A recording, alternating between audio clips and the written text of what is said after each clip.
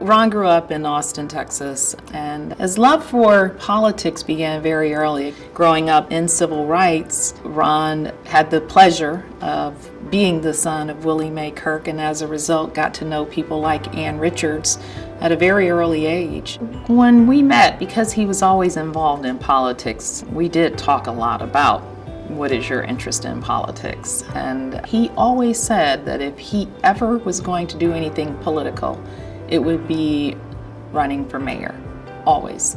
I never imagined he would do it, but he did. There's a great quote from Michael Jordan that says, "Talent wins games, but teamwork and intelligence wins championships." And really, Ron Kirk is kind of the Michael Jordan of Dallas. Ron has an unbelievable ability to build coalitions and to reach compromise and to bring people into the tent. And that's a talent or skill that you can't learn. You have to be born with it. When Ron ran for mayor, Dallas had just about perfected the art of saying no. And when he won 62% of the vote over two well-known, well-financed, capable candidates, I think it really marked a change. It's really amazing that a number of people won't know that it was Ron Kirk who got that ball rolling. Dallas is this all-American city, but Dallas had a kind of milquetoast history of white men, white men, white men, white men. And now Ron Kirk has been a difference maker. He opened the doors for so many others to feel like Dallas could be a place for me. I think there are three major legacies of Ron. First, of course, is American Airlines Center, and we jokingly call it the arena that Ron built.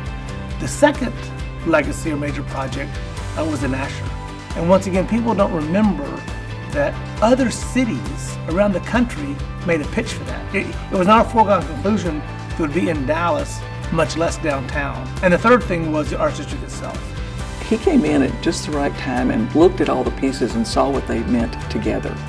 Not to say there weren't lots of bricks laid before he got there, but he kept at it and he convinced others it was something they should be doing and supporting. That early focus, that early commitment when he was mayor that has continued throughout these years, for him to lend his voice to this latest effort, knowing that this is a major investment in downtown through Proposition A that can bring new life into the city in a new sort of way. But I think it is a great bookend from Ron's passion 20-something years ago to his continued involvement and passion to bring in new life downtown. When he was running for the U.S. Senate, he went up to Chicago for a fundraiser. And as the fundraiser was ending, he and his entourage were getting on an elevator to go back down. And somebody stuck their hand in the elevator. The doors opened back up, and a kind of lean African-American gentleman got on the elevator and introduced himself and said, "I'm thinking about running for the U.S. Senate here in Illinois, and I'd like to talk to you about your experience and get some tips and pointers." And so after they got through talking, Ron said, "Well, my only real advice to you is to change your name." And of course, that person was Barack Obama. But that is a perfect example of Ron's ability to make ties and connections, because out of that relationship, he and Barack became friends. And of course, when President Obama was looking for somebody to serve in his cabinet, Ambassador Kirk was selected. He was a good one to speak for us, and he represented all Texas was. Friendly, outgoing, larger than life, and at the same time industrious and hardworking and believe we can do anything. He changed the way that Dallas is perceived. He was the first black man to be Texas Secretary of State. He was the first black mayor of Dallas.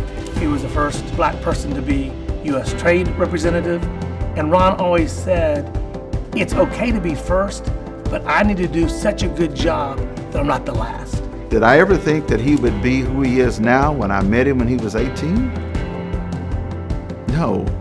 I didn't know what he was going to be. I knew he was going to be something. But an ambassador, and I'm always respectful of what he's earned. I know him as Ron, but I'm respectful of Mayor Kirk. I'm respectful of Ambassador Kirk. He earned those titles. And so the fact that he is being honored, I like the idea of him getting his flowers while he lives.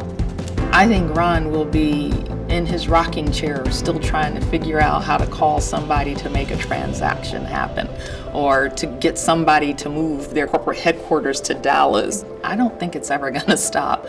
So I think Dallas is stuck with Ron Kirk. My mother and father always reminded us, you're as good as anybody else.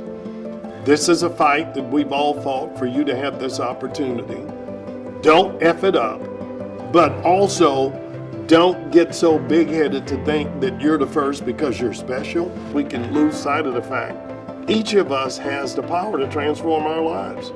Get a good education, use your talents, work hard, and go apply your genius. You can still do that in this country.